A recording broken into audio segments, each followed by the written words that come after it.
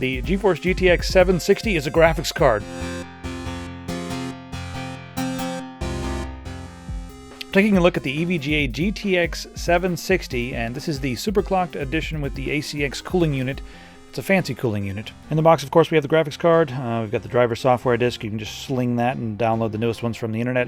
A DVI to VGA adapter. We have a couple adapters for your 6 and 8 pin power connectors, which the card requires. And we also have, like an accessory pack. It's got stickers and got a case badge. And we also have the Game of Pwns poster again. There it is in all its ridiculousness. We all like fancy cooling units because they're fancy and they keep things cool. This one has 2 double ball bearing fans. Say that 7 times fast and do a cartwheel. It's 20% more efficient than the stock version, and it's got superior blade design, as they say in their marketing stuff you can see on the screen here. It is just a much better fan. It keeps things nice and cool. It's also 15% quieter, has 40% more coverage as far as the fin volume, and that's really what helps to dissipate the heat. More volume, heavier, but it's not massive. We do have a couple copper heat pipes and a copper plate that's going to go right on top of the core. We'll go through the specs and then I'll do some benchmarks and we'll talk about some temperatures. The base clock is 1072, the boost clock is 1137, memory clock is 6008 megahertz effectively. We have 1152 CUDA cores. It's PCI Express 3.0. We have 2 gigabytes of GDDR5 and that's effectively clocked at 608 megahertz. The memory bit width is 256 bit. The height of the card is 111.15 millimeters and the length is 241 millimeters. Let's take a look at the display outputs on the back. We have a DVI-I, we have a DVI-D, and that's digital only. We have an HDMI and a full-size DisplayPort. We also have the large exhaust holes, and that helps keep things nice and cool. Now, a lot of people have been wondering where this really fits in, because it's another GK104 card. It's sort of like the GTX 600 series on steroids.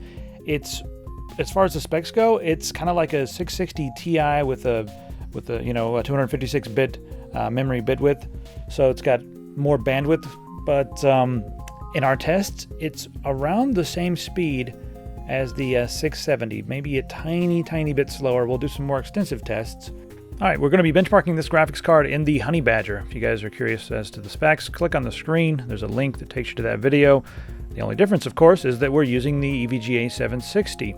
Now I'm going to test this with the 760 stock clocked, and I'm also going to test it with the Superclocked version. And this will give you an idea of what you're going to be getting for the few extra dollars to grab the Superclocked.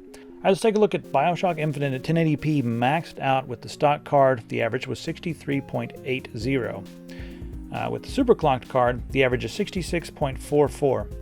Now we benchmarked this using the BioShock benchmarking utility, so it's the same every time. After running it a few times, we took a temperature reading from EVGA Precision X, and it was 68 degrees Celsius. I did my own overclock using that same program. I was able to push it, as far as the GPU Boost 2.0, I was able to push that to 1241, and the memory I was able to add 500 megahertz onto that. It hit 69 degrees Celsius after a few runs. With my own overclock, 71.07 frames per second.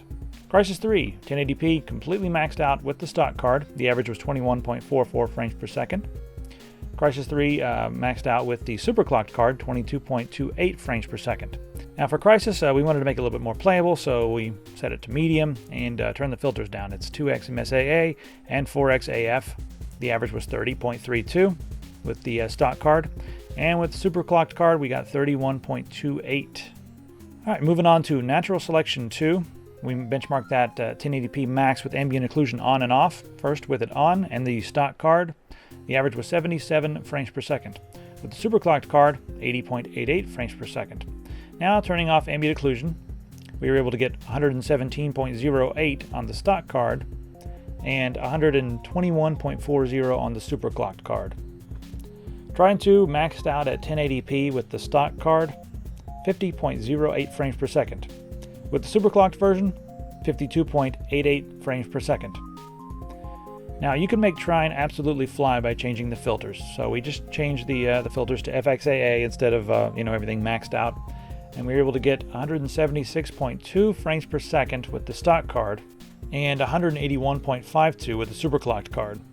Next up, checking out some Source Engine games. We've got CSGO. Running it at the absolute max at 1080p. The stock clock card was 186.84 frames per second, and the Superclocked card was 186.40 frames per second.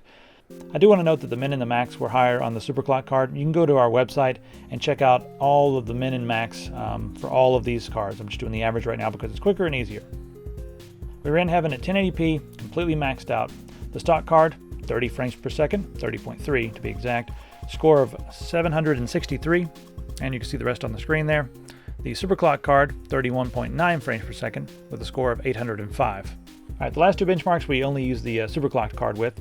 We did Metro Last Light, maxed out at 1080p. Everything turned all the way up. The average frame rate was 25.57. I also wanted to try out NVIDIA's recommendation. We use the NVIDIA GeForce Experience. It's a pretty cool program. It takes a look at all the games on your system and then says, hey, you've got that game, you should be using these settings. Click here, and it sets all the settings for you. So with this one, we ran pretty much everything at max, except we turned SSAA off. So no filters, but everything else completely maxed, including physics and tessellation. Now, at those settings, we had 39.51 frames per second. We like our emulators around here, so we loaded up Dolphin and played The Legend of Zelda Skyward Sword at the internal resolution of 3 times the native. Now you guys can see the rest of the settings that are on the screen there.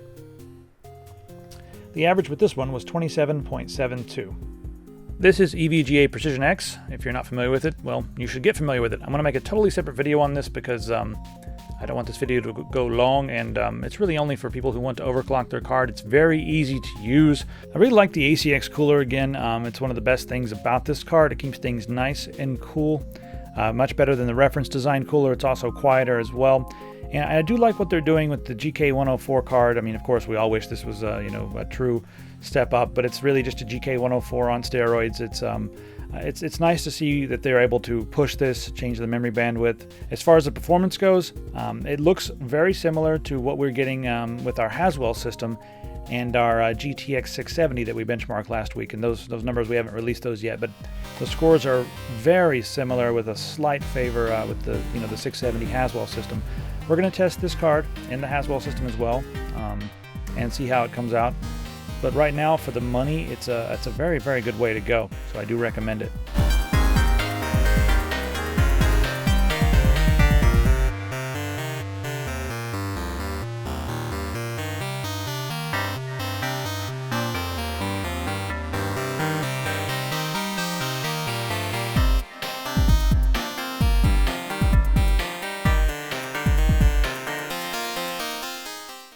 The EVGA GTX 670 77 70 67 67 27 894877 7760.